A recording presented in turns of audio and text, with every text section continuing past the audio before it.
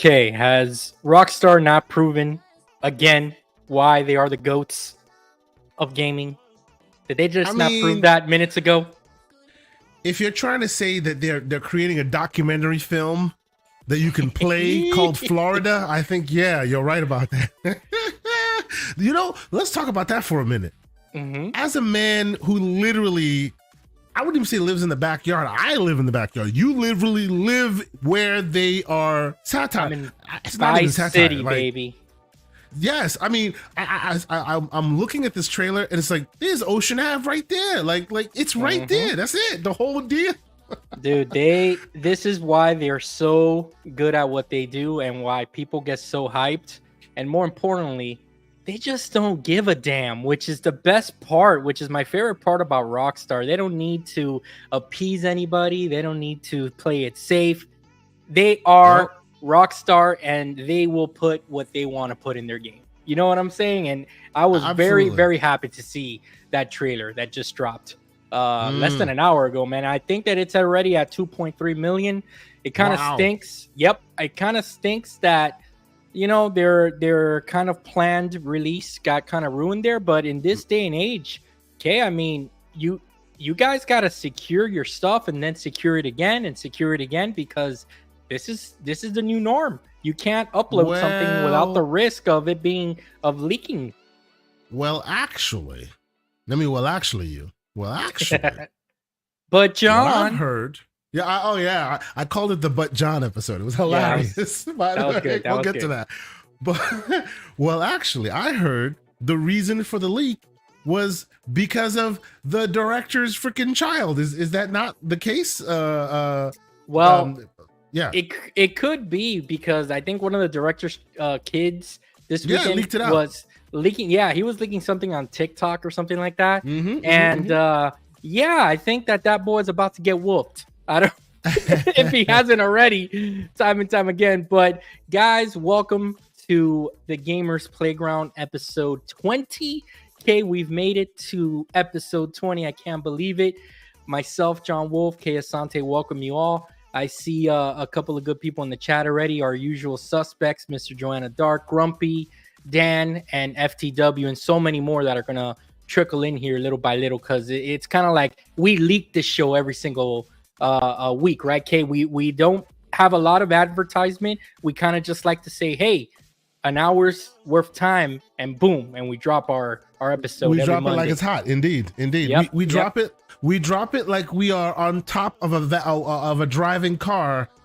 Yeah, exactly. With Cardi B, it's working on top on the hood, moving on top of it. Yes. Yeah, that was. See, real quick though about that, they lost me when they said they had Cardi B, but then they gained me back when they said they had Megan Thee Stallion. So I'm okay. Yeah. I mean, there was a lot of degenerate stuff going on in that trailer, and again, GTA, it's GTA, baby. That's all I gotta say. No. You can't get away with that. There's a lot of degenerate stuff going on in there, and that's not GTA. That is Florida, sir. That is Florida. So here's the thing. This is a difference maker here between Rockstar, what they just did with GTA 6, their representation of the real world, versus Saints Row that tried to relaunch themselves, right? Nobody bought that those characters were gangsters in real life. They look like a bunch of latte drinking college brats. That's not real life. Okay, that's not real life. What GTA just did in a minute, or 90 seconds, outdid everything that game did for X amount of hours that it is. Because we're not dumb. We live in the real world, and we see what is outside of our doors. You know what I'm saying? And of course, my other co-host, Mr. Everborn Saga, putting it real flat. He says, yes, it is not a document. It is not a satire. It's actually a documentary. And from the trailer, it so really much looks like a documentary. It really does. It's gonna be epic, man. You already know 2025 GTA is coming in, and I mean, everything just get out of the way, because there's no stopping that train. The year It seems like I expected it to be far closer than 2025. Like, wow, that's still a whole year away. Like me and the wife, we watched the trailer together, and as soon as it was over, I just looked at her and I said, their stock's gonna go up tremendously all of a sudden now tomorrow. So this is definitely, I think this is a play for the shareholders more than anything, because sure. Okay, they released the trailer. We're all hyped now for tonight or whatever, or a few days, but we're not going to think about this again until 2025, so it is what it is, though. It's for that. But Kay, today we got a pretty interesting show, man. Not a lot on my docket here to talk about, other than just a couple of things that I've been like thinking about, just asking you, and then the main topic being about Valve and the future that they have with their whole Steam Deck operation that they have going. You know what I'm saying? We know that they did kind of an update on their Steam Deck, which has garnered them much success, and I want to talk about perhaps where they may go next. Okay, that's kind of what I want to cover. And then here's a couple of questions for you, and let's plug this past weekend show for UK, the Gaming Circle podcast. You want to talk about it a little bit? What an epic show that was. I will say the show started off, we usually call ourselves PG-13, and what we mean by that is if you're a person of a certain age, you remember you were watching G.I. Joe on a Saturday morning, and they had guns out, but they were shooting lasers, not bullets, right? They were on the line, but they didn't cross it, right? No blood, none of that stuff. No blood, none of that. They shot a billion times, nobody ever got dead. They all went home. I will say this weekend's episode was the most innuendo filled was that my fault? Of that PG-13. Nah, it was bad even before you got there. Oh, okay. All right. Well, what I do know is that that Slow-Mo joined me and yourself and Everborn on the episode, and it was epic, man. We talked about a lot of we talked about a lot of things, like what is a real gamer, should you purchase day one, stuff like that. It was a lot of fun, man. So guys, after this show, if you got time, check it out, because it was a really, really funny episode, and we had a great time, guys, and it's gamers talking. It was great. I will just say, I'll leave it at the point of it started real nice and ended with the quote of quotes, which is, just don't shoot me from behind, Mr. John Wolf. in relation to no, you gotta let that move. I got let's keep it moving. Come on, what are you talking about? We don't want to explain. No. I mean, when you say that. Well, okay. I dropped one of your bars. Let me drop one of my own. Mine was, let me see. What did it say? Because it'll take teabagging to a whole nother level. That's gonna be a warm teabag as well. I'll tell you that much. Stop it. We didn't go that far. Calm down there, man. Okay. Oh man. All right. So Mr. Joanna Dark says that he's got me clipped. That's not good. Hey. Did you see? If you guys can, you're right, and you guys aren't following us on Twitter, shame on you, because you should be. We have our handles right on the bottom of our name here, and that's also Kay, that's your username for like basically Xbox and everything else, right? And Steam everywhere and all that. You want to find me, yes. The O is a 0. Anywhere you want to find me, you type that in, and you will find me, and I will respond back, and we can have some conversation. I'm the same way. As you can tell, I made my name in the early 2000s with the X's, and I kept it because it is what it is. So check us out, guys. And if you haven't followed us on Twitter, Kay, you know what somebody did today? Because you know how I am. I like those engagement posts that I like to just trigger people, right? So I call you the Jerry Springer of the gaming community. Go on. and where's is it Steve the bodyguard? Exactly. He gets up in the morning, he puts on his tie, his little bow tie, he goes, let me find some people who don't like each other and start some ish. Go ahead, was it Steve Wilco? Was that his name? Something like that? I don't know his name. Everybody just called him Steve. We need a Steve, okay, for my tweets. Okay, so then all of a sudden, somebody retweeted my face, okay, my avatar, with a picture of Craig from Halo Infinite. Wow. And I reposted it, and guys, it's the most epic thing, and I love it. I kind of favored it, and that's actually the first troll that has ever done something with my face. So I really appreciated that, man. And you know what? I thought it was special. You are a dangerous man, sir. You live on the edge because you're now promoting. You are retweeting and promoting people like taking your likeness and turning it into monkeys. Good luck, sir. Oh my God, dude! You luck. guys gotta check it out. I put it in our private DM there so that you guys can have the John Wolf Craig edition. Okay. But beyond that, Kay, we talked a little bit about. Let's talk about what did you play this weekend, if anything, man. I know you had a couple of family stuff going on, but what did you play? Did you play anything? Were you able to unwind or do anything? Watch anything? So I got to tell you, I'm on that train, man. I know we talked about it a little bit on the show over the weekend, but I am still hooked. I can't let it go. And that game is RoboCop, ladies and gentlemen. RoboCop. I am really digging RoboCop. I think it's great, man. I love the it's just that energy of that world. If you know that movie, right? And I'm 80s baby, love that movie. Like Me too. I'd buy that for $1. I even really like part 2, and people don't like it. I like it. I like part 2. I know. I'm unabashed. I love all of the. I'm even the one that wouldn't mind watching the new one again. The first one. Anyway. Oh yeah, Yes. the new one with the dude that he was that he was in the Carbon as well. That he was in the Suicide Squad movie, right? He's a great Squad movie. Yes, yeah. He's a great actor. Yep. Yeah, I think it was an interesting attempt. It didn't quite succeed, but I still give it I can still watch it. It's like one of those shows that the movies that ends up on HBO and you don't turn it off. You know what I mean? So yeah, I'm an unabashed fan. So this thing is just so good. It's really really good. You know where RoboCop lost me in the movie verse? When RoboCop 3 came out and they had changed the actor.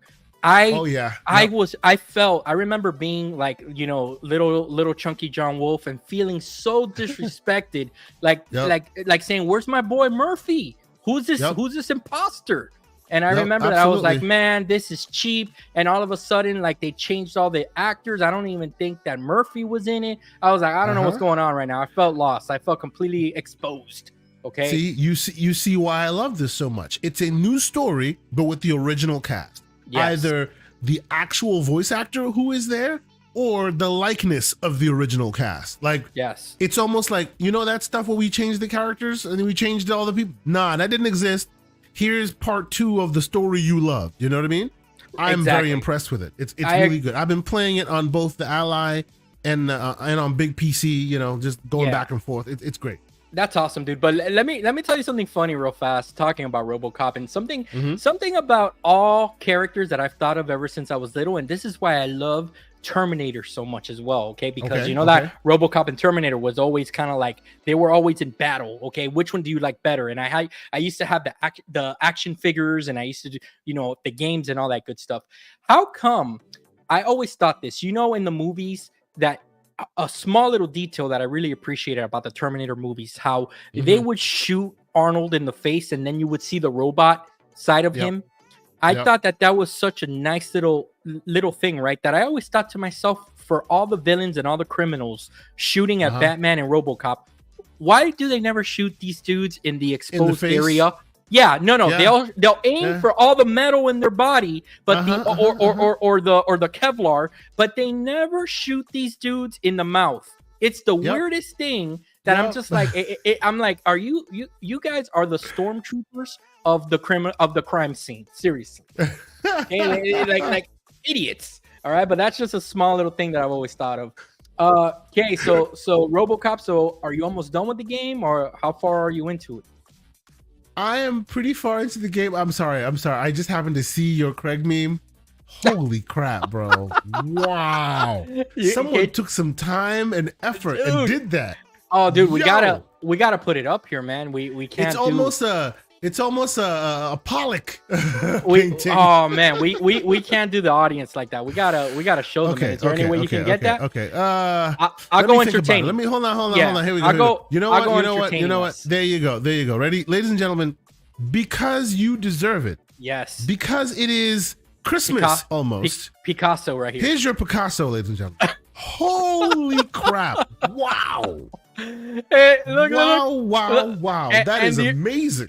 And check this out. This is what's most hilarious about this. So the original person writes, like, they were mocking me saying Xbox is selling consoles or whatever, right? Because I had tweeted about the Diablo 4 bundle selling out, and they were like mocking me, and they made this this epic Craig picture, right? So I put laughing. So I started laughing, and I laughed back, and I always appreciate a good joke. Of course. I actually earned a follow from this person.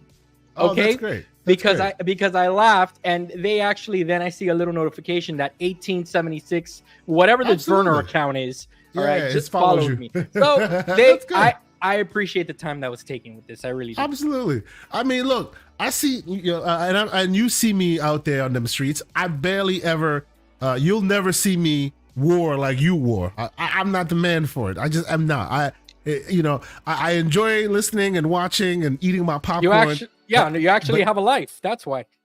No. I'll be on them streets listening, but I don't like to partake. I don't like to go back and forth because depending on the issue, I see both sides more often than not. And frankly, I'm a console. I'm a PSAMR dude. So it's like that meme of watching the monkeys throw the humans throwing monkeys chum and watching them fight. I just like watching you fight. But anyway, Kay basically just told us that he is observing us from the outside of the. Oh yeah. It's like watching the monkeys in their natural habitats. You know what I'm saying? That is epic. But you will see me repost something when it's just so creative, right, and so funny. Like, I think, what was it again? Somebody like remade "In the End" by Linkin Park. Oh yes, that was good. And it was like PlayStation has no games. Yeah. And like the whole thing, and it was just so creative and so well written. And I'm just like, man, you took at least, because I used to be a musician. I've written songs. I have I have production. It took at least 2 weeks of your life to really think this through, put it together, make sure you edited it right.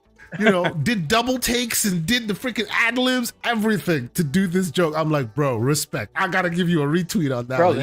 This is the same level. This is the same level of epicness, right? Yes. I mean, I'm gonna literally print this out and just put it next to my setup here, right? Because this should be on a shirt right here. This should be on a shirt. Floodzilla's like, what the hell are we talking about right now? Yeah, Flood. This is someone's attempt to kind of, I guess you could say, troll me, but instead, this is the part that they don't understand. Kate, you can't troll me because I love this stuff. I engage you in respect, it. You respect the hustle. Of course, I live in the GTA world, man. My world is a GTA world, so it's all right, Kate. So let me tell you something. Is that all that you've been playing, RoboCop, and just chilling? So actually, RoboCop and an honorable mention to a game called Jusant. I love saying that. Actually, it's pretty funny if you think about it. The two games I've been playing are the two games that are the ones that can claim to fame that they are the only two games on Unreal Engine 5 that started with barely any bugs and are running like righteous since day one. Right? Okay. Just like RoboCop, Jusant runs like a dream. Like, only obviously Jusant's a different kind of game. For those who don't know, it's on Game Pass. You're climbing a hill. Well, it's like there's this world where the oceans are in the air. So and their world has eroded, so that you don't see any water anymore there, but you can see what's left behind, like barnacles and things, and you're going through people's stuff as you're climbing this mountain, this tower. I think I mentioned this to you, that it's like a journey type adventure. It is absolutely, it is, and even its story is very journey-esque, where it's about the journey. You see there. And also, when you're on that journey, you're learning more and more about this world and why it is the way it is, and the puzzle elements of getting higher in the mechanics. You're swinging, you're trying to get to the next perch so you can climb up. And it's very. The other odd comparison I'll make it, and those who have played it might either laugh at me or might understand what I'm talking about. It's like Death Stranding. Oh, okay. You know how Okay. Death Stranding is a meditation on the traversal? Yes. This is kind of like that. It's peaceful. The Death Stranding isn't peaceful. It eventually start having a opposition, but No, but I this get is what you mean. Like about in Death, getting to that destination. It's about Yeah. how do I get to that next one and the next Yeah. one, and it's And then- peaceful and it's cool. It's really nice. I like and it. and the music that they play is melody, and then some That's of right. it makes you want to cut your veins. Like if you're not to play, Get outta here. because Death Stranding, man, there are some songs that would play that my eyes would get watery, bro. I'm like, what's going on here, man? Okay. Yeah. But that's awesome. I love it. I love it. It's a really fun little game. And after this is done, probably the next game I'll be heading into my side project games, Forspoken. Yes, that's right. On the PC version of Forspoken. I'm gonna try that, and I will report back. Good for you, man. I mean, even though that slow-mo basically called us, and especially you, I guess you can say the mid player, okay, playing mid games. This is a reality. Okay, me and you are the same here. I love mid content. I don't judge others. I don't content. judge I don't judge my content by its review score. I don't. Yeah, you'll catch me watching movies that are like square B movie territory. I told you I loved RoboCop as a kid. Nobody will tell you that won any Oscars because it didn't deserve it. no, but I'd rather watch that than an Oscar-winning film. Exactly, right? So there's a time and a place for everything, and I really think that some of these games shine brighter than people give it credit for. I got you. Yeah. All right, Kay. What about and where have you been doing where have you been playing RoboCop mostly? Have you been like how would you divide your playtime nowadays? Because I would say that in the last 2 weeks I've used the PS Portal a lot. Go ahead and throw the virtual tomatoes, guys. I'm ready for them. I've used the PS Portal about 80% of my playing time, and then GeForce Now the other 20% playing Assassin's Creed Odyssey through the ROG Ally. So what's your playtime like on your many devices to play? Many devices, he says. Yeah. Hey, I am not the handheld master. That moniker still belongs to Mr. Joanna Dark in the chat. Yeah. Salute to you, good sir. Yeah. And he'd rather play the Switch for some reason, but whatever. Let's not judge him. Oh no. Oh. So I have been spending. Let's see. So what I've been doing is, I enjoy, believe it or not, because I'm such a handheld gamer these days. I tend to enjoy playing on my handheld devices far more than the PC system itself, and it's not even just because I enjoy it, but just because I think, I don't know if we discuss this on the show, but I worked from home for about 13 years, and then out of the blue it went from, we might want you to come back to an office, to you're definitely coming to an office 3 days out of the week, right? So now I find myself on the go far more than I was to get to work. Thanks for work. It is what it is. I'm actually trying to buy a car. That's a whole nother situation. It is what it is. Yeah. But needless to say, I end up taking, I have to, in my backpack, I got I got the corporate America, right? You got the laptop, you suited and booted. And then of course you got the A1 Pro in its case right next to it in the situation, right? Nice. Now these are the moments, these are the moments when the moments when I miss John Wolf. I'm always telling you. Look what we have here. And I'm sorry to interrupt you, but we have a special appearance by someone that doesn't believe in taxes, but for some reason doesn't have a hard time believing that there's an FSU tax going on in the college football world. And Paris, what's up, man? It's good to thank you for passing by, brother. And yes, FSU got taxed, man. Welcome to the tax world. It catches up to us all. You see. Okay, so I'll say this, and then we will move on, and we'll pretend that it didn't even happen. The whole tax thing is the problem between, what is it? Global warming and climate change. Change the marketing. As soon as you change the marketing, people will understand you better. Tax needs to go away. Anyway, move on. Hey, all I'm saying is next year, Paris, is the last thing I'll say about this. Next year, watch out, because the you's coming, man. The you's coming for you, all right? Isn't that what they say every year? I'm sorry. Hey. The Florida State rivalry is one of the greatest things in sports, and True. And then you'll have a few years dominated by one team, and it goes back and forth. But it's always a lot of fun, and I love interacting with Paris and making jokes with him. Indeed. So you asked me where I spend most of my time gaming. Because of my on the go status, I tend to take my A1 Pro everywhere I go. I wish I could have said that about the Logitech G Cloud and something like for example Nvidia, right? The GeForce Now service. But of course that didn't have 5G, and I work in a corporate environment, a qualified enterprise environment, so you can't be throwing just anything on their network, because if you do, they will come after you for that. You know what I'm saying? I'm in the same boat sometimes when I have to visit the office. We're not allowed to do none of that stuff. I remember and I learned the hard way, right? I learned the hard way when Stadia was first launching, and we were working from the office full time before the COVID stuff happened.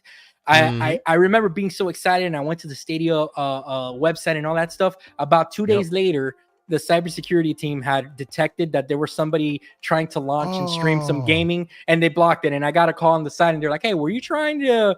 And I'm like, "Yeah, I didn't. You didn't have the website blocked, so I didn't know. But hey, it's a good thing I alerted you." so that got blocked real fast, man. Oh man, see. Pro tip, people. Don't play streaming games on your corporate networks Wi-Fi. Not even because it's frowned upon, but those games require a lot of bandwidth.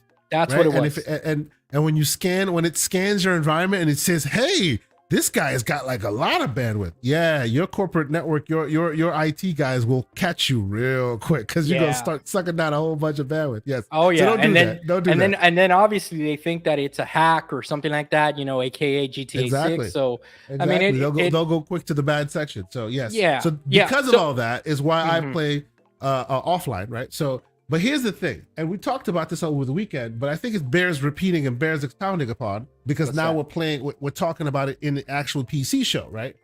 And I know some of my PC heads are in here. Tell me how you've resolved it. I know there's always some third-party solutions out there. Maybe we have some, all right? The issue here is, I'm playing, like, example, as a good example, RoboCop. Love RoboCop, been playing it, enjoying myself, right? Problem is, on the big dog PC 4090 liquid cooled, you don't see it, but the pinky's in the air right now. Ray tracing the whole 9, getting 100 and plus whatever frames per second, right? The minute you synchronize your save and you're on the go, and you turn it on the A1 Pro or any device, your ROG Ally, it doesn't matter, it remembers. Things slows to a 1% crawl. Why? Because it thinks it's still on the beast. Yeah. Right. They have no separation of devices. They have no way of, currently they haven't implemented any way of scanning and seeing that, oh, okay, I have a different profile now because I'm on a different device. Right. So then you must go in and tweak. And sometimes it's such a heavy load on the device that it crashes right away. Right. Yeah, that's or one you of must those. then go back to your PC and then load it up on your regular PC, drop all the specs, and then load it back. It's growing pains. There's I think that's and we talked about this a little bit on Saturday. That's one of those settings that I think that the developers are trying to help gamers and trying to say, hey, we don't want you going to the settings every time. We just want you to set it and forget it. But I think that in the new world that we're living, where you're playing across several devices and you're living that non-missionary gamer lifestyle, I think, hey, that's what it is, man. I think that they really need to take that into consideration where now people will have their PCs and then also have a Steam Deck or a ROG Ally or something on the side, a little side piece. Yes. Okay. Oh, boy. And don't do that again. Hey, man. Don't do that again. Don't do that again. You know how it is. We like to blend the real world here. Okay. Sure. So it's something I agree with you 100%. It's kind of a pain. I've run into it a couple of times where I'll set up, like, let's say, how I have the eGPU and all that stuff with the ROG Ally.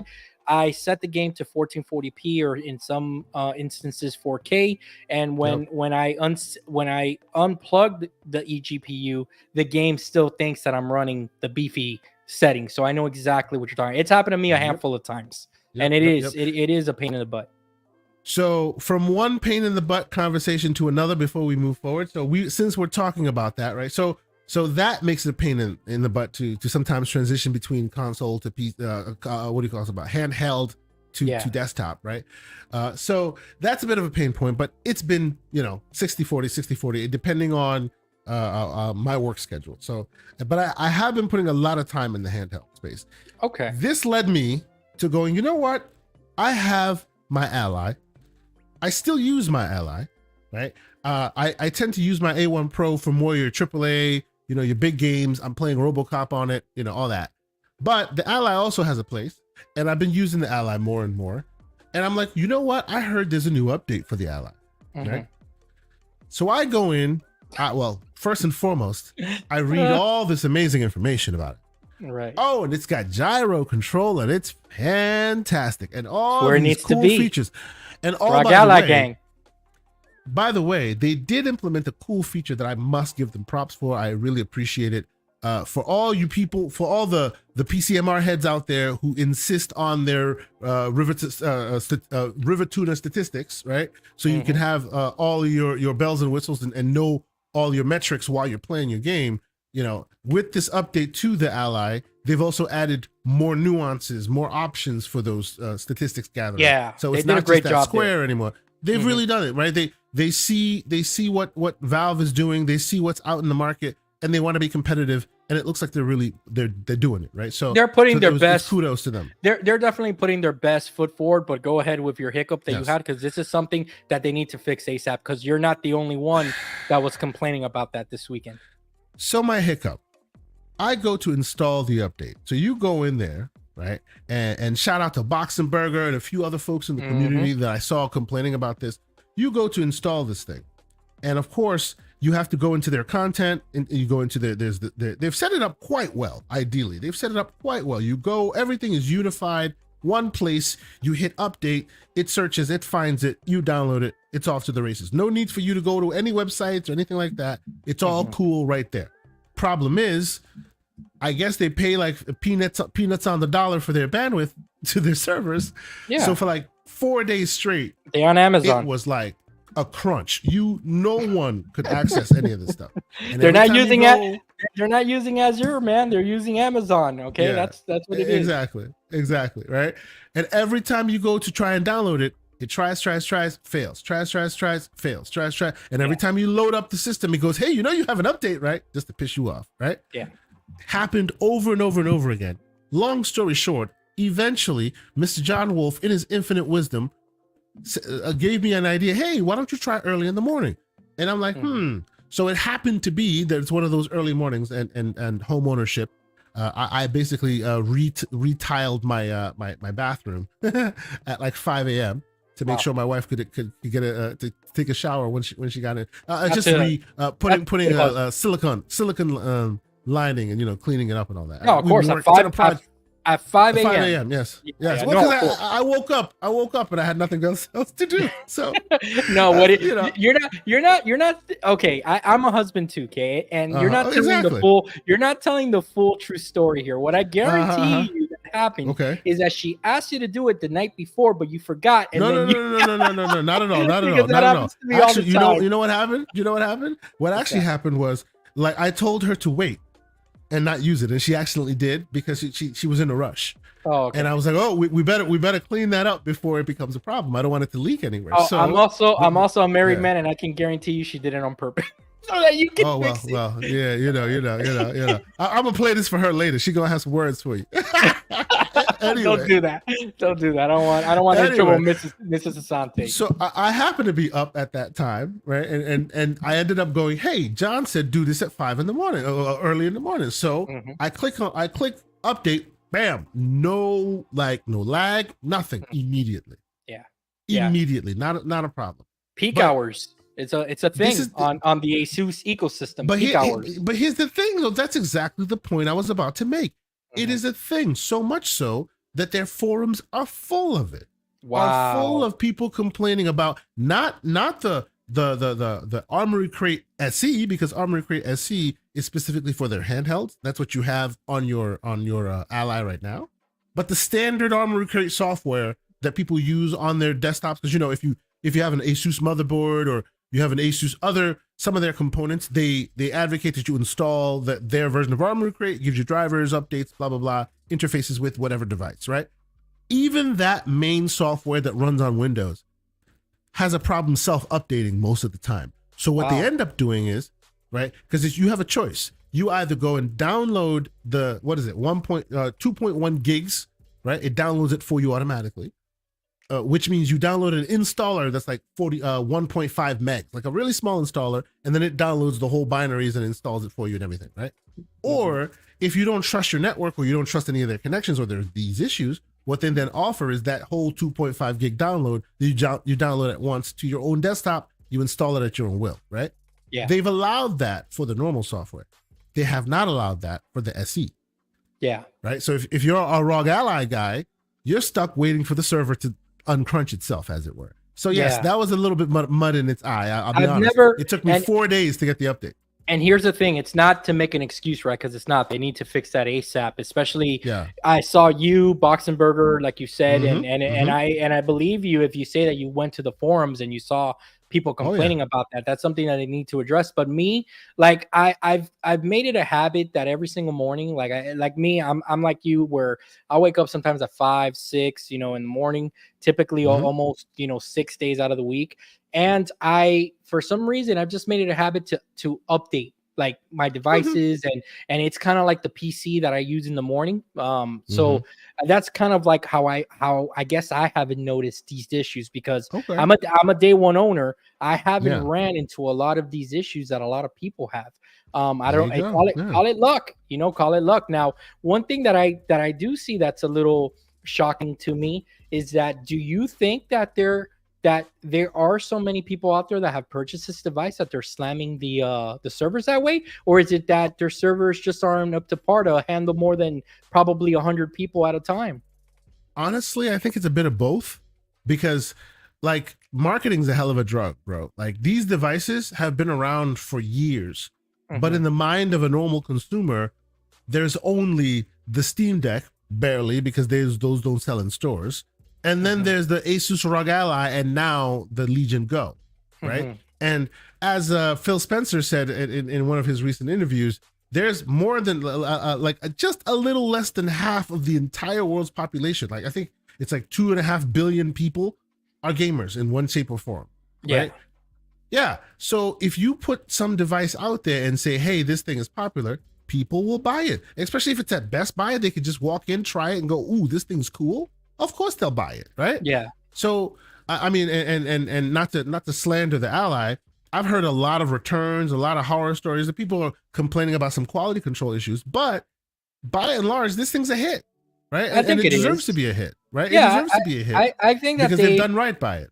They've done right by it, and I think that they've proven that they want to be in the space, right? And their actions are showing that. So now the only thing that I do will give them smoke, and that's I'm not gonna take my boot off their neck for this. Is the whole SD thing. That SD thing, having users with their SD cards slot not working, to me that's unacceptable. You got to do right by the consumer. So I hope that they have some type of extended warranty or something like that. How do they solve that? That is a Xbox Red Ring of Death type situation.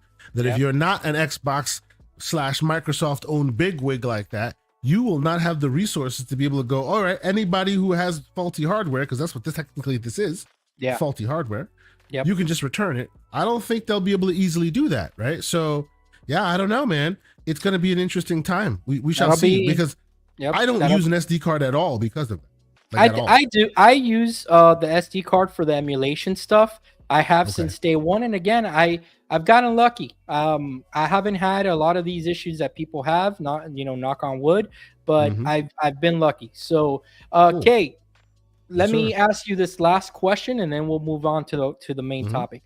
So you're carrying around your A01K Zoe. Hmm. What are some of the devices that you can recommend for people if they're carrying around, these portable PC handhelds? Because off the bat, I can already tell you probably have a rechargeable battery with you, right? So yeah, I have a power bank with me, and the thing with a power bank is always interesting because it's not just about how big the power bank is, because obviously you want a big power bank, but you also don't want it to be too big because then it becomes Pause. debilitating. Yeah, yeah. I could have said dense, but that's also a big I pause. mean, the Anyway, dude watches a GTA 6 trailer and he comes in here, stop it. loose with the words. Loose with the words. Haven't you? Don't you know me? I'm Mr. Loose with the words. I'm always Mr. Pause. What are you talking about? I live in pause land. Anyway, so power bank, right? But what you'd want to really look out for is make sure that the power bank you have like does really high levels of power delivery. So like Mhm. PD like 100 watts plus. So Right. like for example, your ally for example, I think the lowest it can go is 65. Or is Yes. it, yeah, 65. Yeah. But Yeah. 65 also doesn't give you that much juice. It's Right. okay, but if you want to hit that 30-watt limit, that you can actually go in turbo mode, then you want to have more than that. Yeah. You And I need think you need the they beefy. sell an all. You Yeah, need the they sell beefier one. ones. Yeah. The hashtag Lord Cognito beefy ones. Don't be buying those.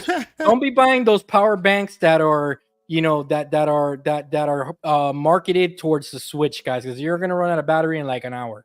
Don't don't Yeah, don't do you that. want to. Well, stop. It's true. You want to buy one that specifically like talks about handhelds. Usually, they'll talk about the Steam Deck, which Not the this is Switch. on par with when it comes to that kind. Because it's a full fledged PC, and full fledged PCs take a lot of time, resources, right? Not like the Switch, which can lie dormant and last a long time. These devices last an hour, 2 hours max if they're on, right? Right. Because they take a lot of juice unless you crank TDP down way low.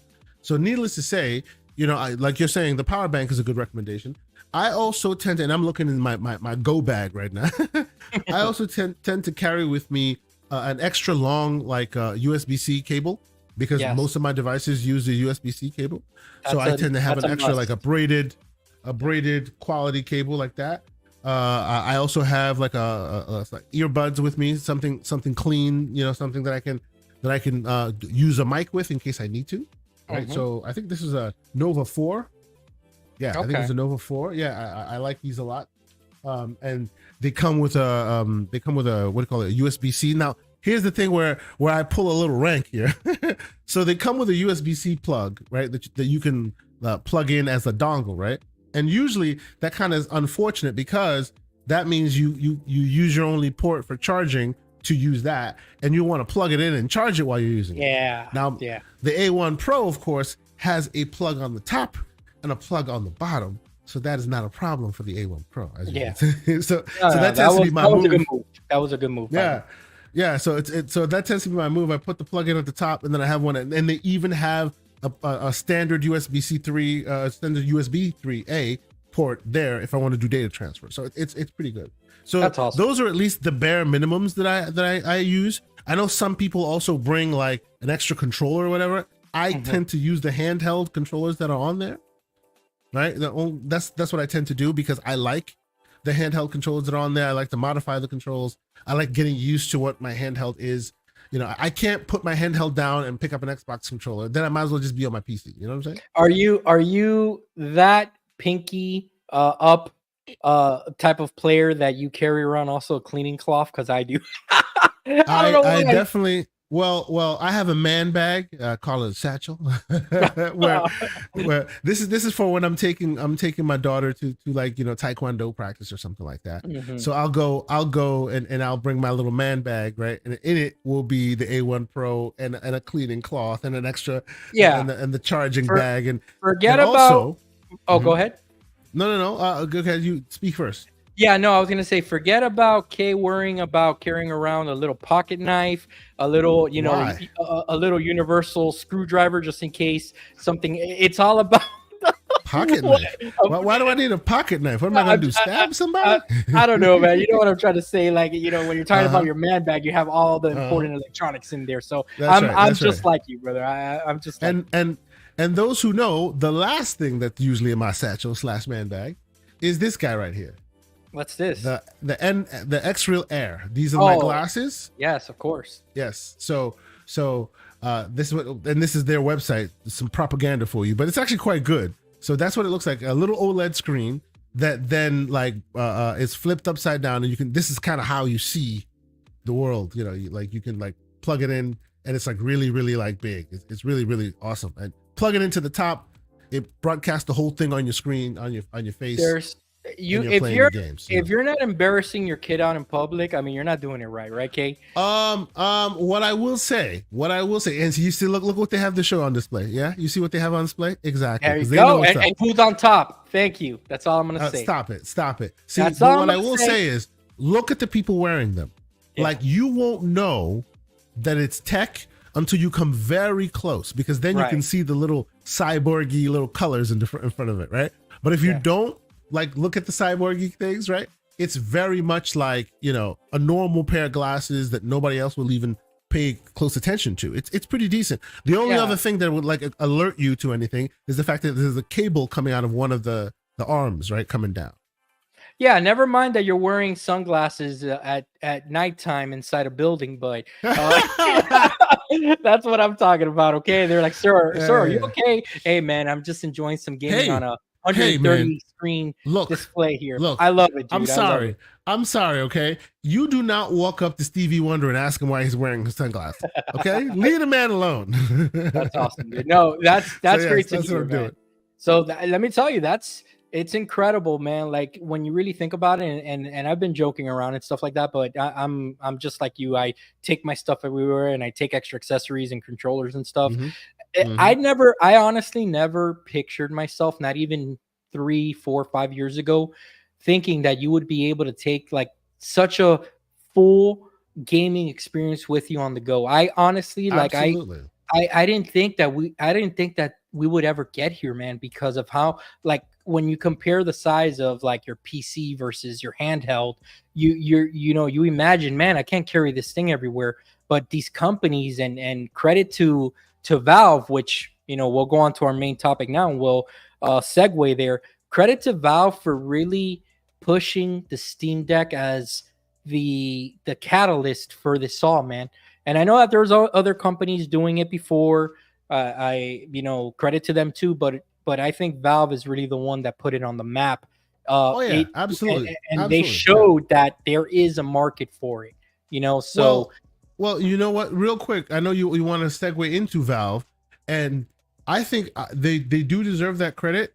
They did respect those who were there before them when they entered the space. And it took a player like them to do it, because they have to strike that very cost effective, like strike that balance. And key. All those other companies, as great as they are, and as great, and many of them are better in almost like in power and performance, right? Not in optimization, but in power and performance than the Steam Deck, right? But most of them are above the threshold of normal man and like being able to buy it. You're not going to buy this little handheld for $1,000 minimum, which most of them were. Right. Yeah. And because Valve came in and undercut it like that, right, and they really like pulled blood from a stone and made it work, right, that's where you got your low price point to get in, and it kind of made everybody else hungry and put some competition in the game. So yeah, I think they definitely deserve some credit. Agreed, 100%. And you know, the today's main topic that we're going to segue into now really has to do with Valve and where they go to next, right? And that's to push the PC medium forward, because I really don't think that they're done. Like, I really don't. Our private DM, is number one, is full of great guys, okay? And number Salute two, to the inner circle. Yeah, and number two, we always, on a daily basis, almost hourly basis, somebody will find a new debate.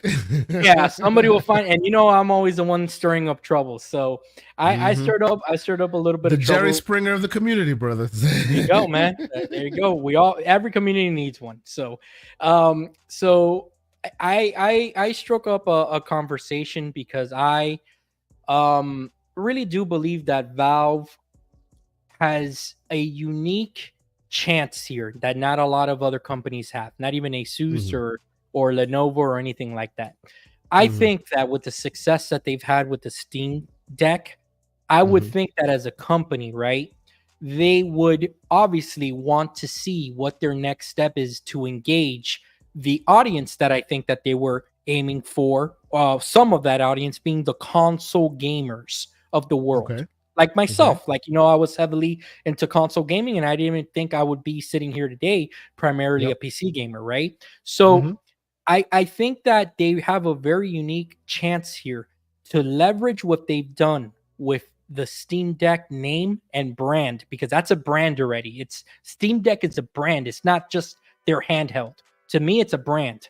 And I think that what they can do, their next step, right, is that, and this doesn't need to be now, it could be when they release their Steam Deck 2, they can position themselves to also compete with the PlayStation 6 and the Xbox Series, Q or whatever it's going to be, where they'll be able to have the Steam Deck standalone device, just like a Switch and just like they are today, but also accompany a eGPU like device for those players that are, number one, looking for more power, and number two, looking for that console like experience under your big screen TV.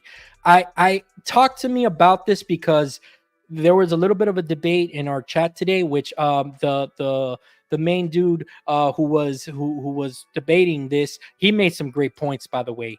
I thought he had some great points why it doesn't make sense, but I'm still sitting here today why I believe that that's where Valve should go next. I mean, that's only the next iteration of what the Steam Deck can be, in my opinion. What do you think So, about? are you saying? And before I give you my opinion on it, are you saying that instead of the possible rumor or maybe the idea that some people think that they should make it like a set top box for the living room, instead they should do this hybrid thing instead?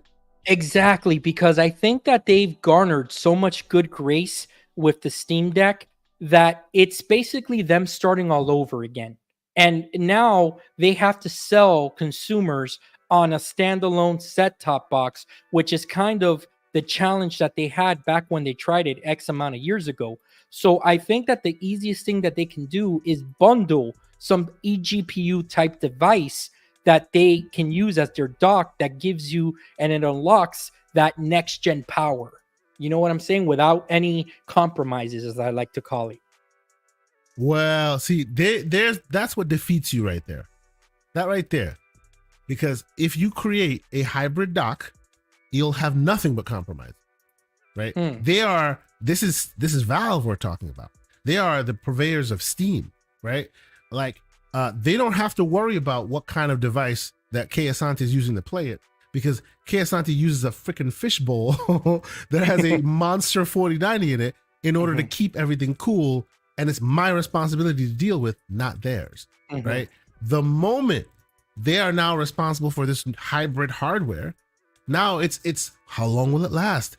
Your consumer base needs to have a good understanding of what the life cycle of that type of hardware is, because it's very limited, that life cycle. It's a console cycle, that hardware, right? Whereas PC hardware is not a console cycle, right? There are people to this very day that can use 10 series cards and still play a great game.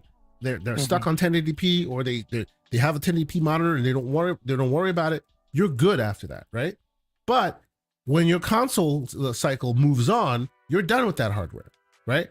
And I don't think Valve is going to be in the business of heading too much more in the console space in that way. Okay. Now, let me tell you what I mean by that. If you look at their hardware efforts, right? Or even if you look at their software efforts as of late, everywhere they go, they try to right a wrong or solve a problem or set a new standard. Okay. Most places they go, the players are either small or non-existent. And the example in that is VR. They set a standard, right? And then they put one of their biggest IPs behind it and set a standard in the graphics in the game as well, right? Then they moved on to the Steam controller. It didn't hit, but what were they aiming for? They were aiming for letting you play PC games, not PC games with console support, but actual proper PC games, RTSs, RPGs. Like those games that were never mentioned or never capable on console because controllers are too limiting, they were trying to find some way of making it possible, right? And by and large, they were successful. But the problem was that the buy-in and the learning curve was way too high, right? But even in that, they learned and they added to the Steam Deck, right? And same thing, Steam Deck. What are they trying to solve? They're trying to bring the power of the PC, like the real PC AAA monster ecosystem, into the palm of your hands, which didn't exist before that. Not in a normal way to normals, right? So that is why I find it difficult for them to make a hybrid device like that, because they would be directly stepping in the ring with Nintendo, and they would not do that. Okay. Not, because Nintendo is an established king who dominates. They're not a small player. This isn't Aya Neo. This is none of that, right? No, understood. Nintendo's food they'd be coming to eat, and there's no way. Valve has made it very clear that they respect and they will not step on their toes. Understood. My standpoint in this is just the reason why I'm like so like hesitant to just take no for an answer is because me myself having an eGPU connected to the ROG Ally, I'm living the world that I'm speaking about right now, and I see I am living testament of the benefits of it, where if I want a better experience on my big screen, 65-inch TV in 4K, 1440p, all that good stuff, I'm not bogged down by the limitations of the device that I chose to buy with the Asus ROG Ally. I'm also very lucky and very fortunate and blessed that I have consoles and pretty much anything I want to game on where I can be. But you're living that life. Ask, ladies and gentlemen, how much did it cost you to live that life? Oh, very, very expensive. I mean, exactly. It was twice the price almost of the Ally itself. Absolutely. It's a very expensive luxury, but that's why. But that's why this is where my brain goes to. If Valve was able to cut down the price to get to the handheld PC space, I feel like they can kind of do the same on that eGPU type dock. And also, go ahead. And also, who would be doing the hardware? Because remember, as everybody claims, everybody gives what do you call it? Valve the credit, and they deserve the credit because it's all custom from them. But it was hand in hand with AMD. AMD already had they already had a reference design. They have currently no device they've shown that is a hybrid device of its kind. The only one that has ever released that's a hybrid of its kind that I've even played around with was NVIDIA, on NVIDIA's side. Well, remember that the eGPU I have has an AMD card in it, a laptop. Yes, it does. But remember, this is not AMD's GPU. This is Asus's GPU. They made that. Okay. Right. AMD didn't make that. Right. And basically what Asus did was take the laptop GPU and put it in an enclosure. Absolutely. And sold it to you. Right. You're correct. This wouldn't be that. What you're describing wouldn't be that. This would be custom form that would look like an unassuming dock that wouldn't be intrusive, but somehow be able to pump out really high levels of energy so that you can like run this game without it being this big honking thing on the side. The idea, while sound and interesting, the logistics of it, it's easier to set top box. It really is. No, you're right. The thing is that the space concerns, that's where consoles come from, because they need that space. The Series X is that shape for a reason. If they can do kind of like what I have envisioned in my mind, it's kind of like a brick. You know what I'm saying? It'll look like a brick with a little dock on it, and then maybe you can slide whatever the Steam Deck 2 is. Again, I don't know where we'll be in 3 years or whatever the case may be that this can come out in. But again, the reason why I'm so hesitant is because obviously with Valve throwing their hat in here, I really do think that they have I better than any other company, better than Amazon, better than Google. They or even Netflix, they really have a unique, they have something special on their hands here. That Yeah, they have an advantage that the rest of them don't. exactly, and Yeah. they're, to me, they're the only contender that can do something like this and be a So disruptor in this so space. but That's what I'm the saying. thing that most people unfortunately may not understand about Valve is they are beyond money. They are not Wall Street bound. That's the reason why they don't move like any of the others, right? They are privately owned. It's Gabe Bucks through and through, right?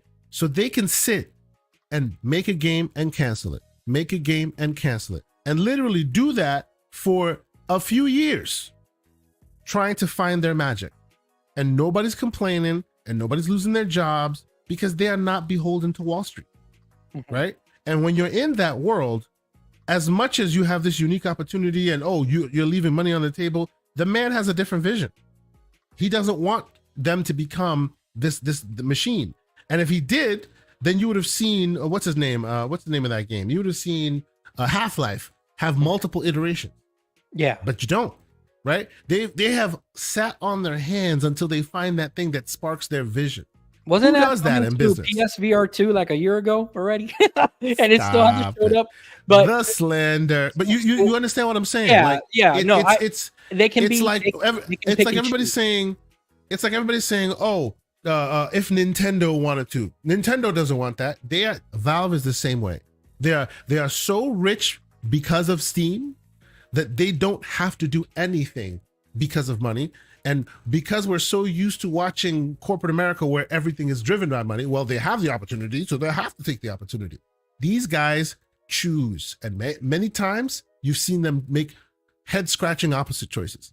But you don't think that there's someone, and them as gamers, you don't think that there's someone on that team that has suggested what I am and said, hey, you know what? It kind of sucks that if I want to play Alan Wake 2 in great, quality, I'm kind of compromised here using the Steam Deck if I plug it in to my big screen TV, or I have to go to my PC and I'm out. Remember, these guys are PC people through and through and through and through and through and through. The PC is their life. It's not a debilitating thing, right? So when you're talking about it, like, oh, then I gotta go my PC. That's not the way. That's the console person talking. No, I get it, but I just think, again, like as a business, I would think that they themselves are thinking, how can we get John to not buy an Xbox or a PS5 and choose us instead, so that he can keep on giving us money through the Steam store? And what is it that we do not offer him?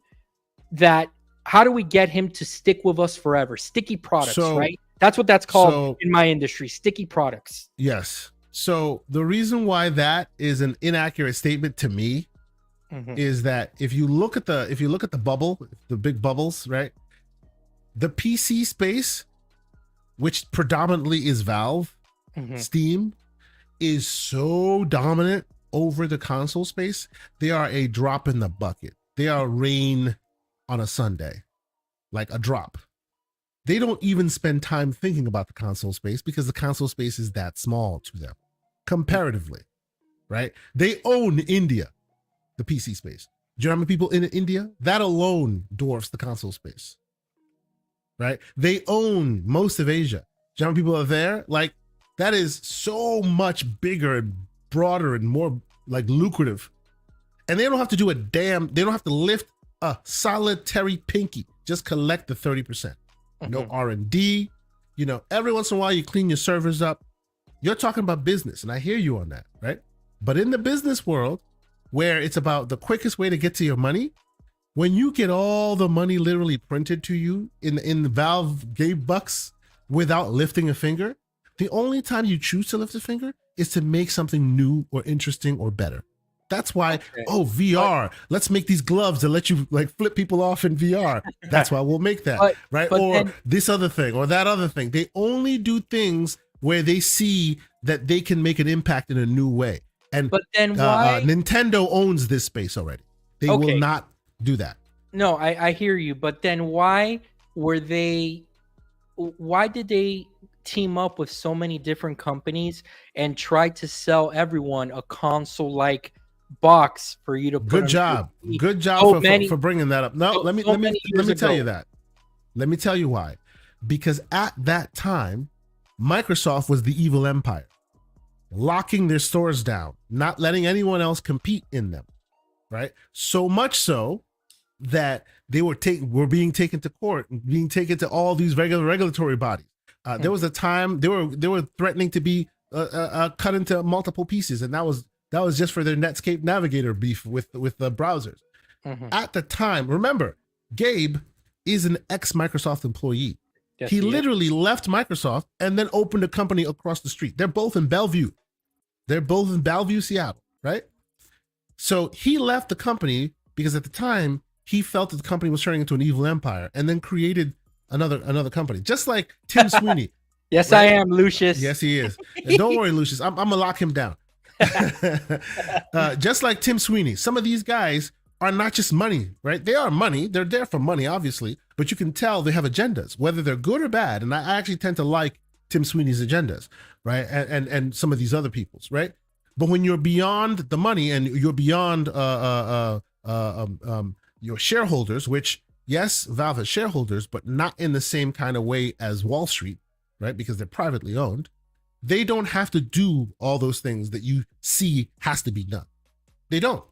And you can see that because they don't do it, right? And the opportunity is there. Do you know how much money they have wasted in the name of Half-Life over the years? Do you know how many people would beg to please give us another one? The only reason why Steam machines became a thing was because Gabe was on his bag about if Windows is going to be an operating system or be the operating system, it has to be open for everyone to be able to play. And at the time, Microsoft was on that Apple stuff. You understand? I get the reason. That's the reason why they were pushing the Steam machines as hard as they could. And then they realized they couldn't do that. And then they quietly sat back, went to the lab, and then Proton became a thing. And now they don't even need you to push your device. You can just come use the Linux device, right? And it can run all the Windows games. But of course, by now, I'm sorry, let me thread that needle. By now, sure. if they needed to use that bullet against the evil empire that is Windows, they could. But now Windows has softened, right? Yeah. And Windows has Satya Nadella, and there are no sacred cows, and everything's open, so they don't need to use the bullet anymore. Do you know that I bought one of those old Steam little machines for the Steam machines? Oh wow! From someone, but I haven't even. It's in a closet somewhere. I haven't even turned that on. I don't even know if it works. It was an Alienware one. Listen to Flood. Gabe hated with a capital H Windows 8 because of UWP. Because of that. Oh, we're gonna lock it down, make it very easy. You just one install. Yeah. A, it made everything slow. B, whenever everybody develops for Steam, that means then they have to develop for you separately, which means you always get your updates later. It was a pain in the butt to develop for, and it was locking down Windows to only their store and their format. So World War III, and they had to do Steam machines. Okay. That thanks for educating me on that. What about? Let me ask you and everybody else on the chat just this one question that I posed in our DM today. I hear you, and I hear why you think it's not a good idea. I get all that, but let me just ask you this one question: if they did release some type of dock that gave you more power, would you be interested in it? Depending on the price, of course. But you're talking to the tech support, like you're talking to the tech aficionados. Those who watch this show and listen to this show are all about that. Hashtag the next one, which is. I'm talking to you there, Mr. John Wolf, with your PS Portal, right? And that doesn't mean you're not going to get the next handheld that inevitably shows up.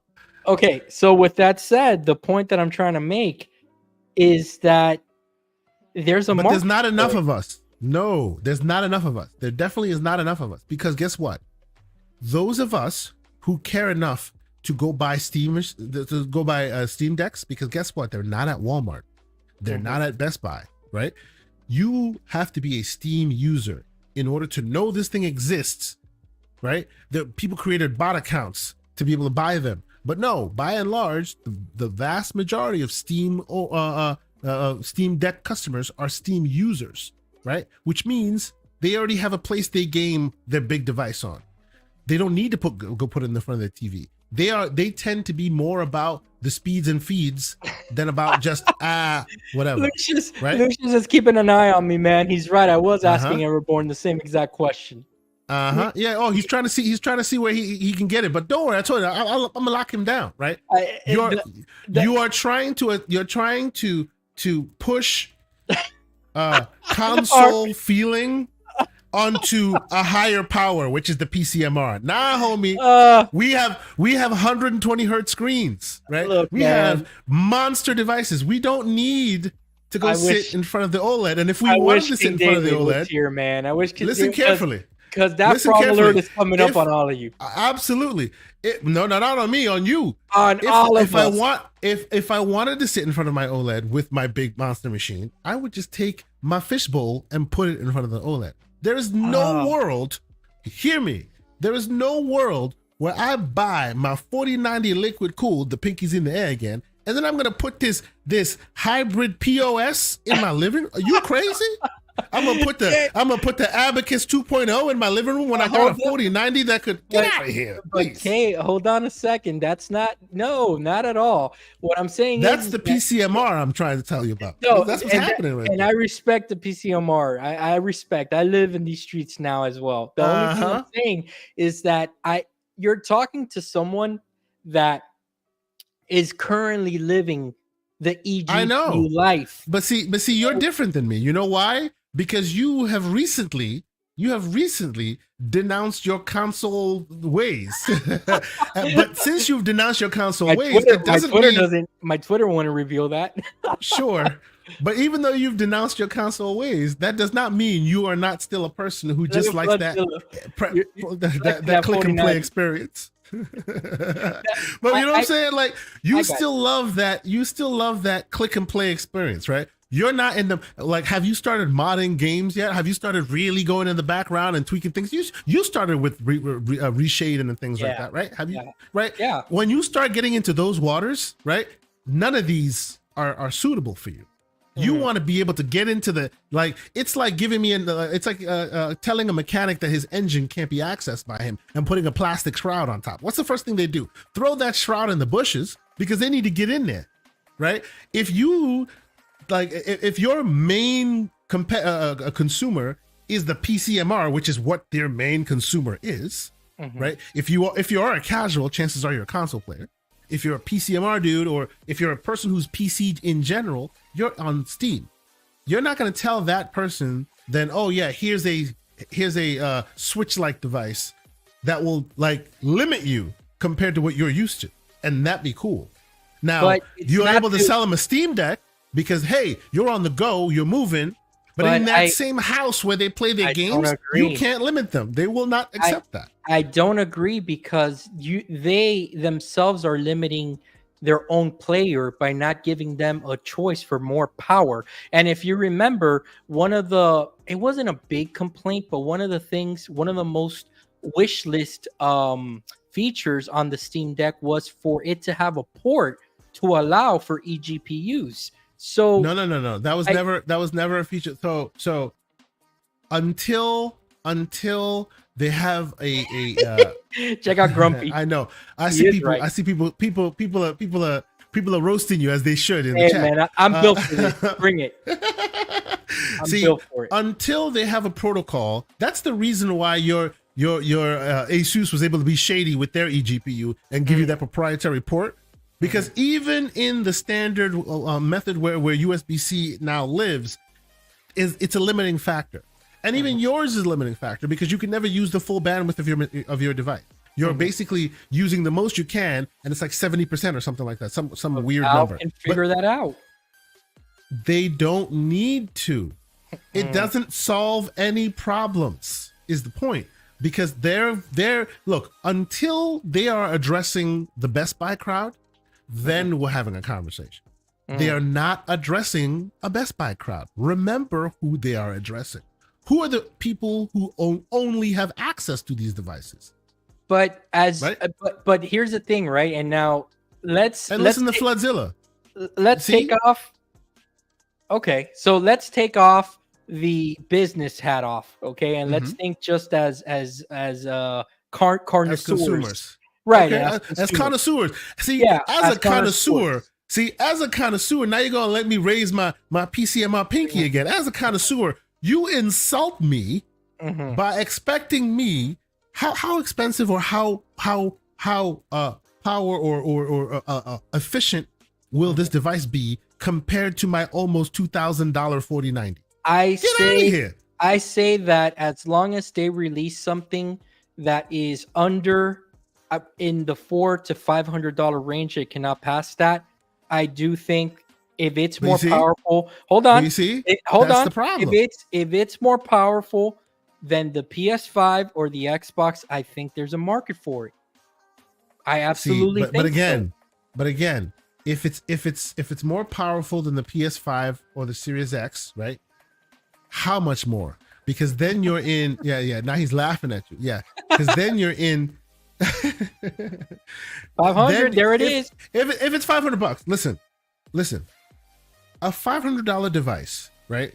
That will you can today, you can build a $500 device that's more powerful than the Series X. Okay, you can. And why am I saying you can? Because Xbox is trying to bundle you a UI and a whole complete package. In this option you're talking about, right? That $500 would not go to the whole package. It would just go to that device, right? The accessory. So you could put more of the money to just the accessory and not all the other things. I get it.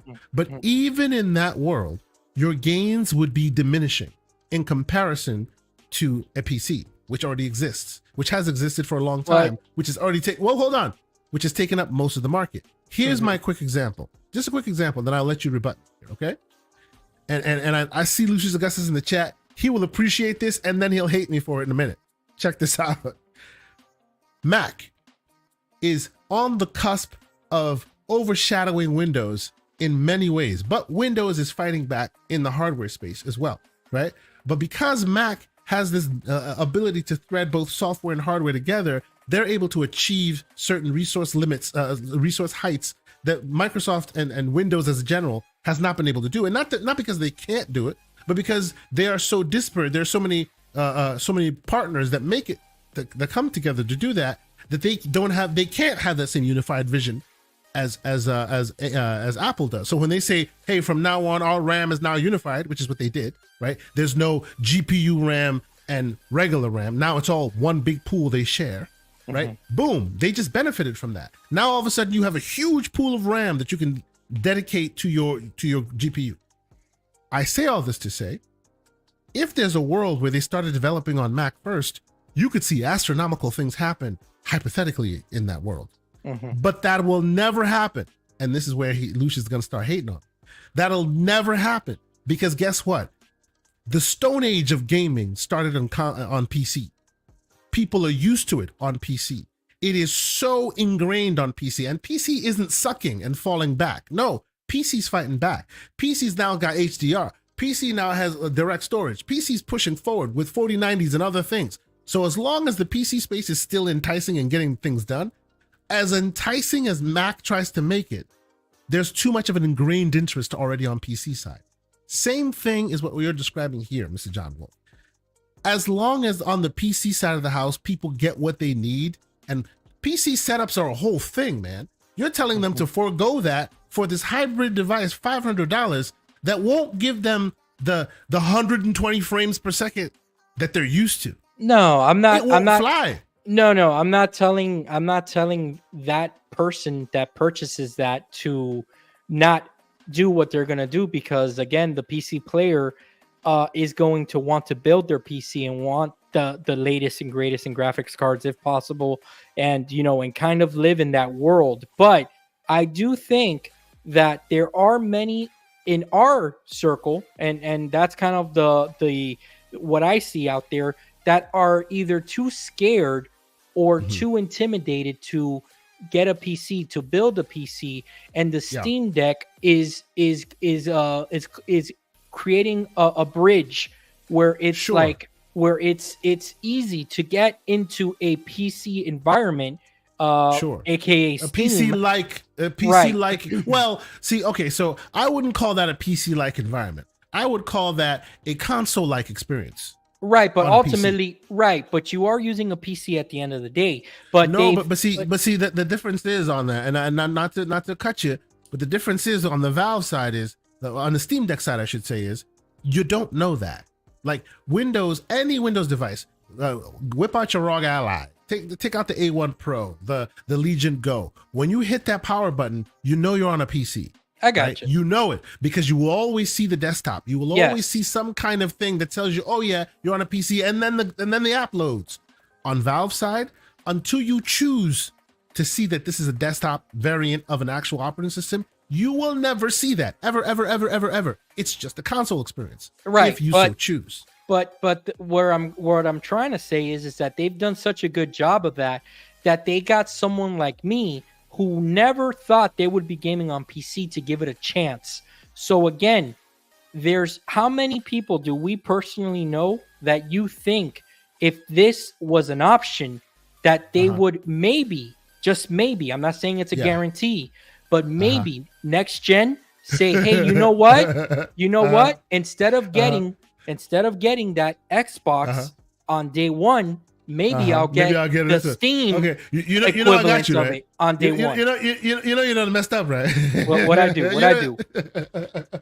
How'd I leave myself exposed? Yeah, you are the guy who gave this yourself an opportunity, and now look at you. You've broadened your world. You're a PC guy.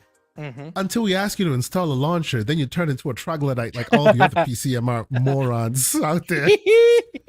So how about you close them doors, sir? It's invasive, okay? Yeah, whatever, bro. It's invasive, bro. It's like going to the doctor and they're like, see? "Oh, let's make sure that your prostate is okay." Well, I didn't come here. Oh for my that. God! I didn't Oh come my here for God! that. Oh, okay, we're going there.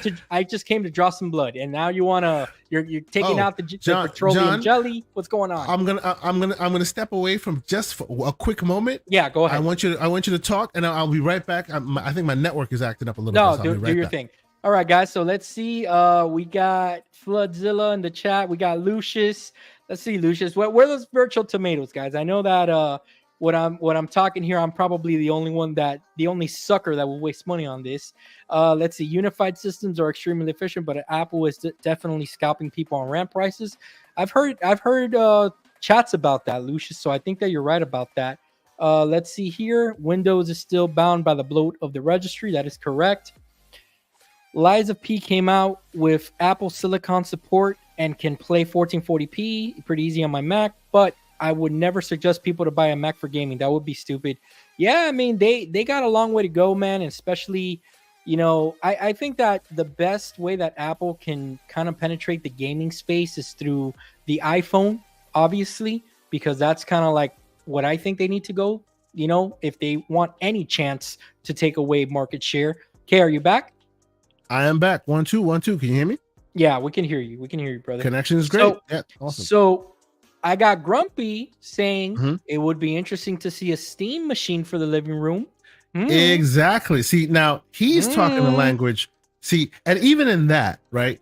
Just like the argument I made against you about this, Valve disrespecting Nintendo, I think there's an argument to be made that the Valve would go, look, that market's also already saturated with consoles, and look what's happening in the console space right now.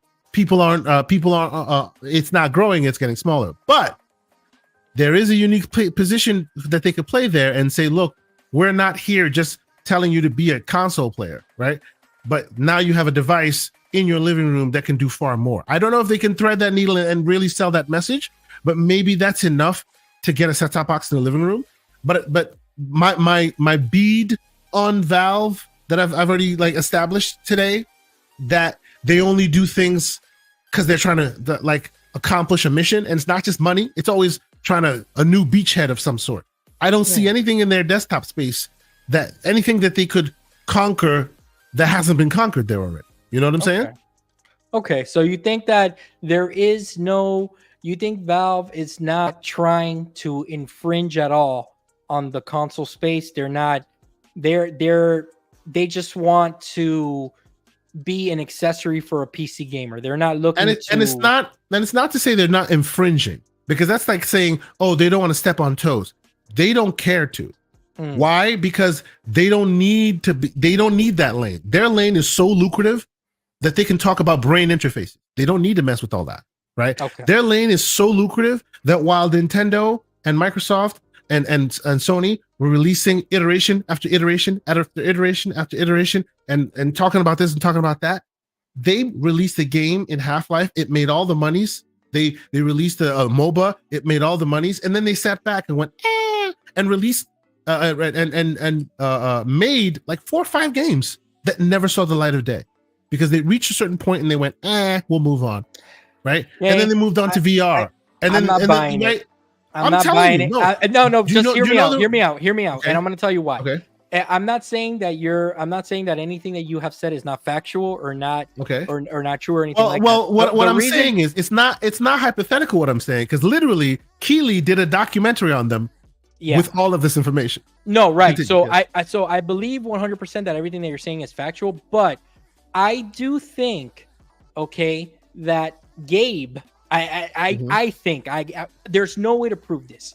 I do think that Gabe, when it's all said and done, would love to be sitting on his throne just like Thanos, and have that Infinity Gauntlet and one of the gems be. But he kind of does already, though. But hold on, but he doesn't have the gem of being the gaming device that is used in the living room. He doesn't have that Infinity Stone. I'm telling you, I have paid a lot of attention to this man over the years. That is table stakes. That means nothing. Okay. Absolutely nothing. Do you know what he wants to do? He wants to put a chip in your head so he can see it through your eyes. Okay. That's what he's talking about. He's talking about brain interfaces, not the living room. That is 1999. That was what Bill Gates was worried about. So you think that Gabe felt disrespected when he listened to this episode? And I just said that. Bro, Gabe is the type of dude you can email him, he'll email you back. He'll come to your house and backhand you in the face and go, "Excuse me, I'm better than that." Like, what are you talking about? Look, insult Gabe on this podcast? No, kind of. Imagine being able to make all your money without asking for investors or big Wall Street, right? Because all these big monsters that we're always talking about, they have Wall Street and other investors that they have to really like kowtow to, and if it's Sony and all of them, right? Valve has none of that. They have private investors, of course, but Gabe is Gabe. He can do with what he wishes. He's the rock star. Right? Yeah, and he literally single-handedly owns gaming on PC.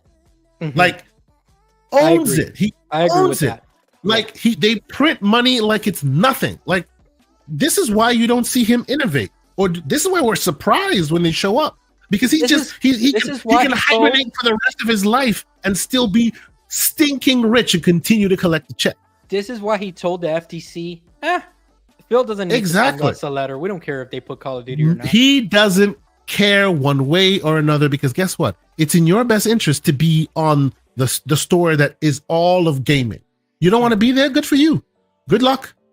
Right? He's not all of gaming, because he's not under your TV. Please. And that's please. But he doesn't want to be under your TV. But listen, he does not want to be under your TV, because if he's under your TV, then you have dumb expectations. Okay. You know what you sold me on? You know what you have sold me on? That you haven't changed my mind completely of why this can work, but you have made me think of something new with all of your Gabe talk. Okay. No, I'm serious. You have. I think that maybe what Gabe's plan is ultimately is to change the way that people game, in that you, instead of doing it the old way of buying console for your TV, you carry the console with you everywhere you are. He wants to be remembered for something great, and it's not about money, because he's already made his money. He's very, very, very gray. You see him. He wants to be remembered. He wants to be the MLK of gaming for one reason or another. Remembered as a great man who did great things. And it's not just about, I made a whole bunch of money, because that's already been accomplished a long time ago. That's why every time he does something, right? You see him literally trying to create something new, and he has, right? The ROG Ally is 100%. The environment where that can exist is 100% thanks to him and the Steam Deck spurring that on. And guess what? When the Steam Deck 2 shows up, it's going to set a new benchmark, right? That everybody else is going to start clamoring to get to.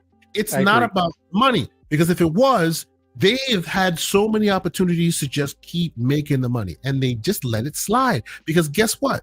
This environment, the gaming environment where they just collect the check, is so lucrative. They don't need anything else. It's the same like Nintendo. Until the hardware for the Abacus was getting so bad that even third parties were starting to drop them, they had no reason to give you a hardware increase. The only reason why they're increasing the hardware is because developers are having a more difficult time porting games to that platform. So they need to keep up.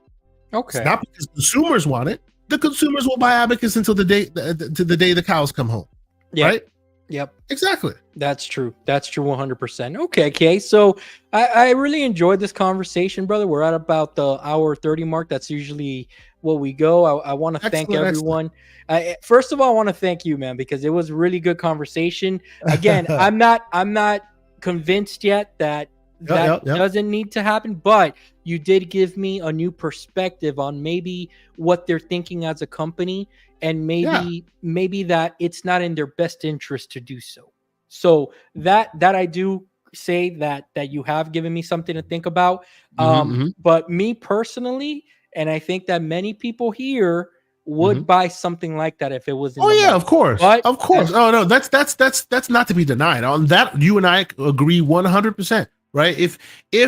If something like that existed, we'd be down. But the question is, what would it solve for them? And I don't think it would solve much. It would be a moneymaker, but that's not their priority. It never has been.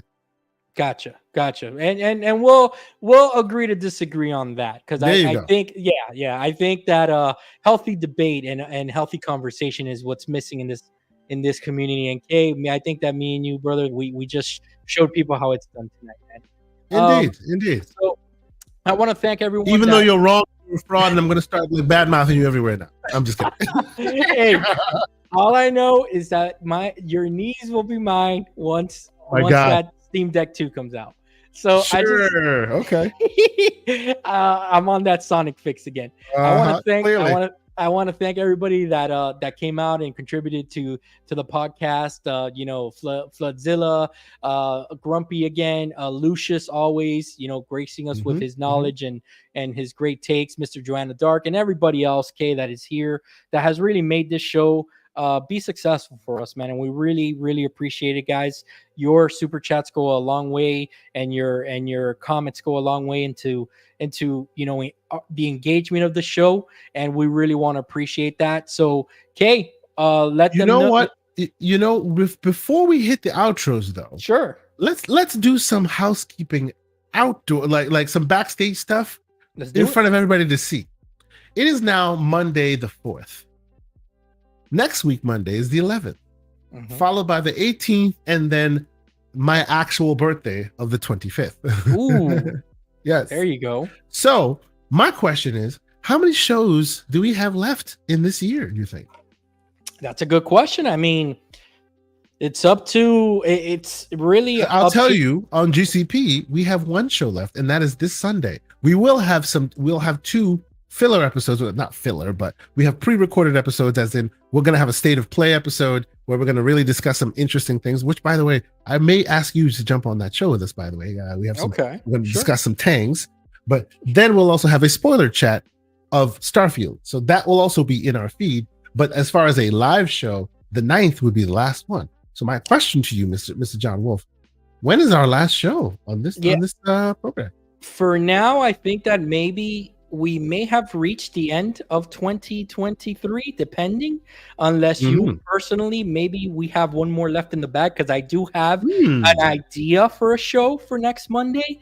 Because we have Game Award stuff coming up, and maybe we can maybe we can do our own thing where it's not, where there is no taxes imposed Oh boy, here he goes. So maybe I'm thinking that maybe we should have one more show for the year. Call it tariffs. Different name. Tariffs. We'll call it tariffs. The Xbox tariffs. So maybe we should have a show coming up on Monday where we can go over some of our favorite games of the year that we played through PC and our handhelds, man. Okay. So kind of a gamers playground favorites of the year kind of situation. There you go. Okay, that's a good one. We should come back, and it'll be an unofficial list. It'll just be games we've enjoyed. Nothing serious. Grumpy's asking a good question, man, and I don't know where you'll be. I don't know what you'll be doing either for the Game Awards, but that's a good question. I haven't decided yet because so usually at that time. Some folks ask me to jump on their panels, and I'm always happy to do so. So I might do one of those, or we'll see. Because I've heard by a few folks that have streamed it that you usually get demonetized and you get taken down because say they've paid for the rights, but they never do, and then everybody who's actually streams it gets smacked with it. That's messed up. When is the Game Awards? Is it on the 7th or the 8th? I think it's on a Thursday, the 7th. The 7th. Okay. The 7th. Yeah. Well, I'm off. I'm actually off on the 7th and the 8th this week from work, so I'll be available. So just in case, if we'll see.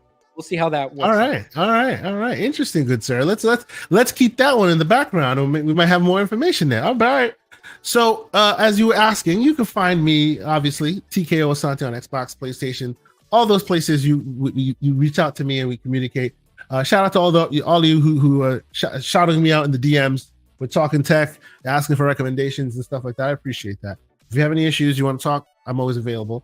I of course we'll do our last show for on the GCP this weekend. Now I know we haven't said it. We're still working on the logistics in the background, but we will be giving away an Xbox Series X for Christmas. That's huge. Yes, sir. Amazing. We still have to work the logistics, and I don't want to say it too loudly because there might be some restrictions. I don't know if we can do it internationally versus only in the United States. I don't know. We still have to work that out because I know some places it becomes difficult to ship things to and all of that. And the one horror story I heard was you ship something free to them, and then the customs there calculates how much it's worth and then charges them for it. Which is like a horror story. I don't want that. You know what I mean? Wow. Terrible stuff. Yeah. So we have to work it out, but ideally we want to broaden it to as many folks as possible. So yeah, we're gonna have a few more shows, and we're gonna give away an Xbox Series X. So come check us out on GCP on the 9th, and we'll there'll be more information on Twitter and places to come. So follow me, TKO Asante, on all those places that we find each other.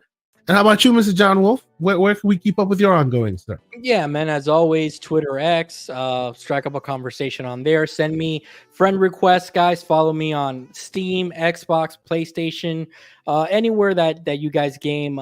Even if you want the Nintendo social security number, I'll give it out, man. That's fine. Oh, wow. Just don't steal. So generous. Yeah, just don't steal my identity, please. And guys, let's keep on having fun, guys. We're almost at the end of the year. It's been such a great year for gaming, for personal, for me and Kay on the show and GCP and the channel in general for Kay Asante. So we're very excited for that. Me personally, I'm almost to 500 subscribers myself. So it's all because of you guys, man. And we really enjoy coming on here. And I know. And by the way, we don't say that enough. I'm sorry.